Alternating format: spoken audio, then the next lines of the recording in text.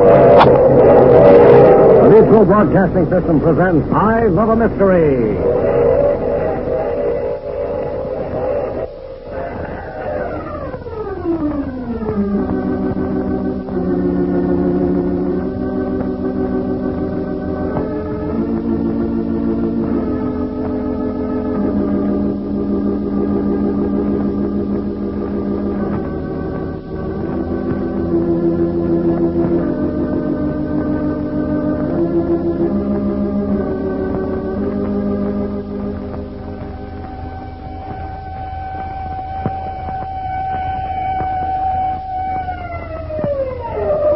A new Carlton E. Morse adventure thriller, Murder in Turquoise Pass.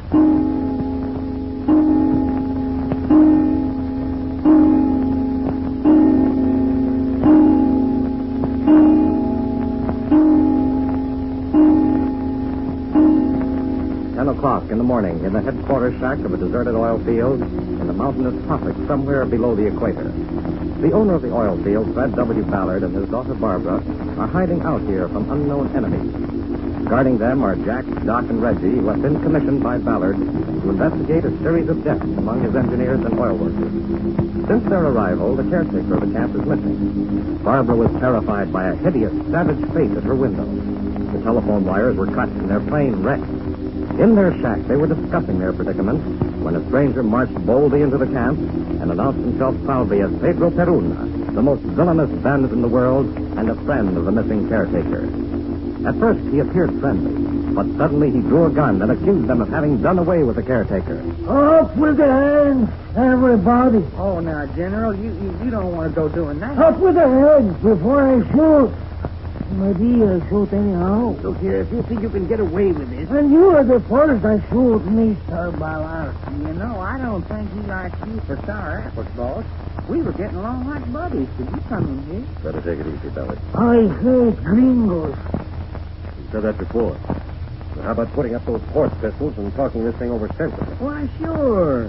You're going to hurt somebody. You keep waving them things around, son. I say, let's have another drink, huh? Why, sure. Let's let bygones be bygones. Bygones will not be bygones while there is one drop of blood left in Pedro Maria Morales Perona.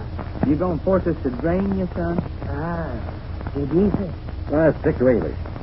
¿Dónde está mi amigo Gómez? Dígame. Oh, yeah? Sí. Well, either you talk English or we'll shoot it out. Doc, that's no help. If the government hears of this, and believe me, it will. It's the last time that you... I hate the government. I hate informers. I hate gringos. Listen, fella, everybody, listen. Well, you're just stirring up trouble. There don't need to be any at all. Well, I think we've stood enough of this, fellow. Dad, don't take any chances, please. Now, you stay back, Barbara. Yes, don't come in here. Huh?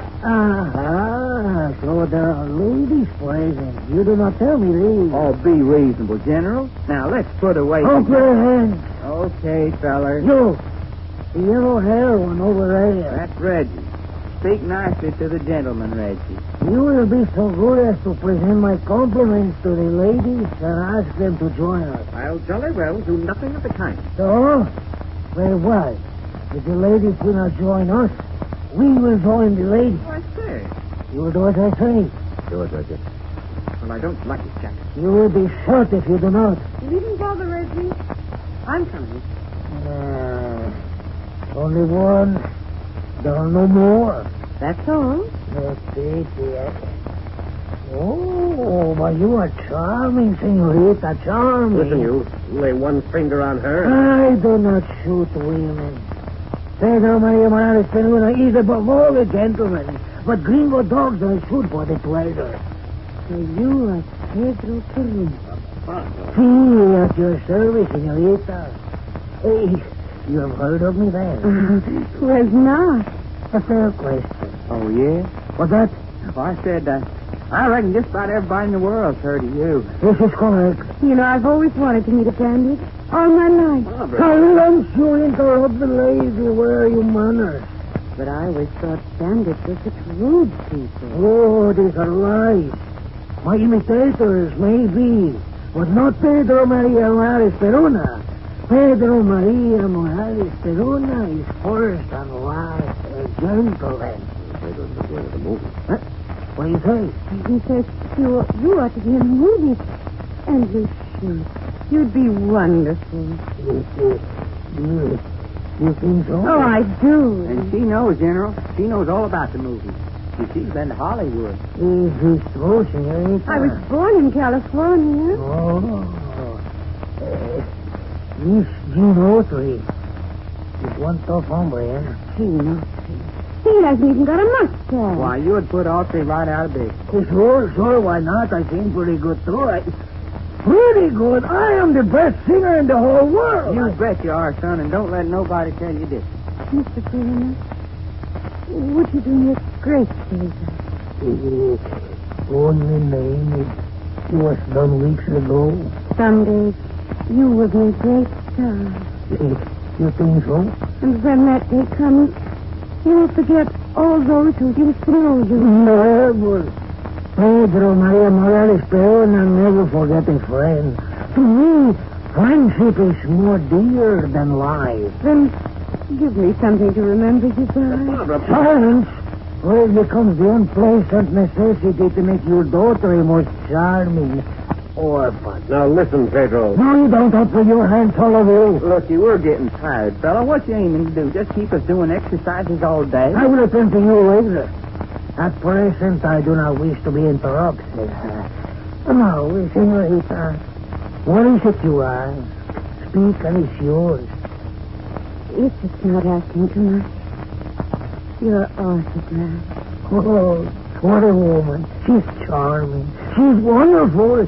She could have the whole country if she asked my autograph. You shall have my autograph, senorita, with voices.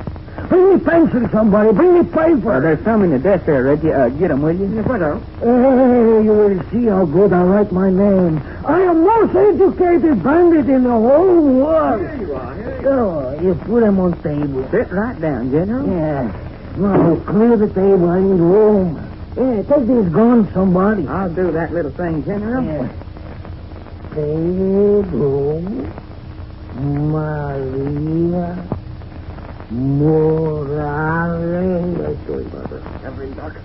Huh? So it's tricks, is it? No, it's not tricks. Now, give me his gun. You mean you won't Give me his guns, I said. Okay, fella.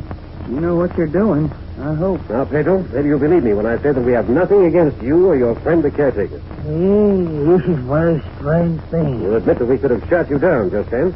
We could have shot you down the minute you came in that door if we'd wanted to, but we didn't. Well, strange. Well, what'd I tell you? We're all friends here. We're just as anxious to find out what happened to the caretaker, Gomez, whatever his name is, as you are. Gomez is my friend.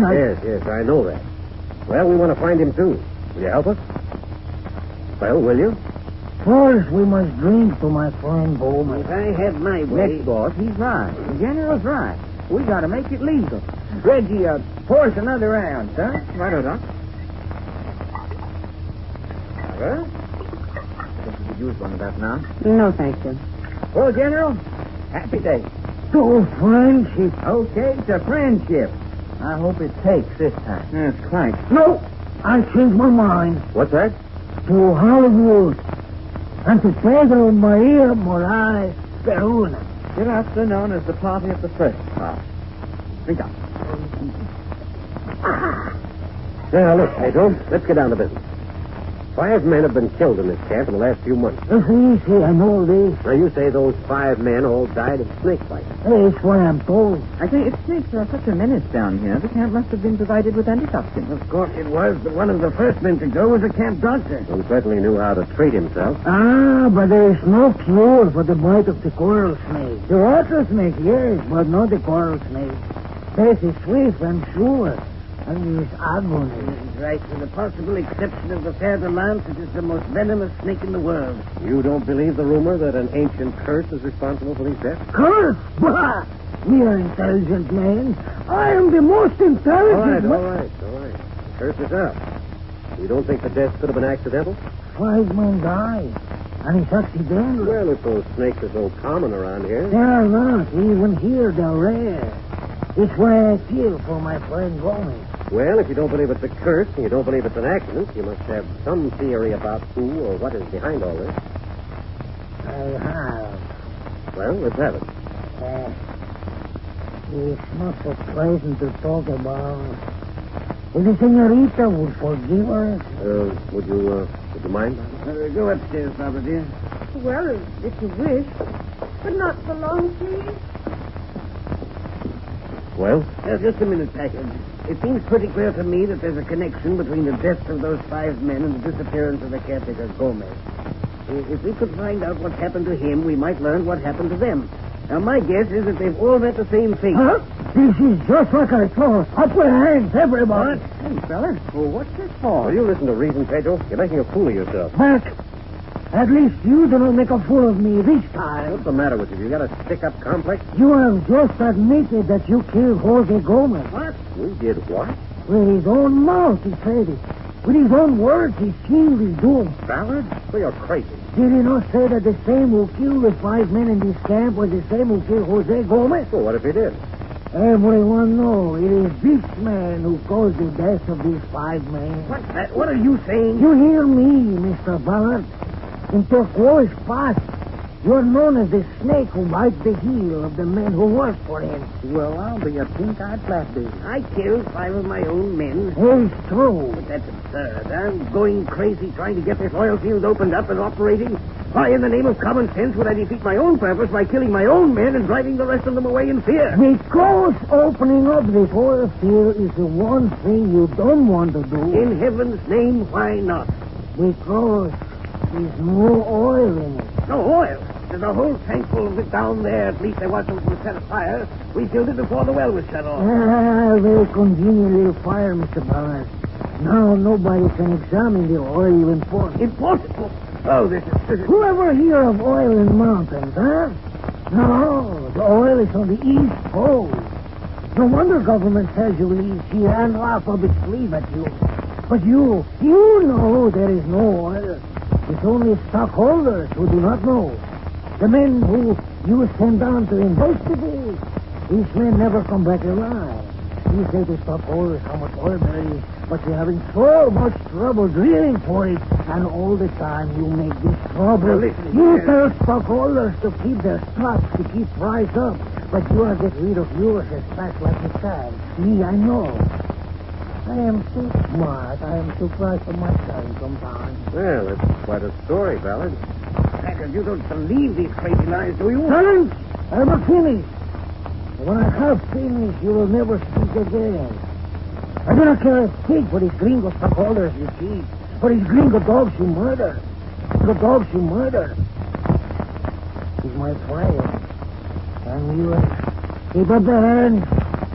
You're coming outside with me, Mr. Ballard. With me, Mr. Ballard. So now we see this snake bitten with his own fangs. You men, stop him. If I try to stop him, never.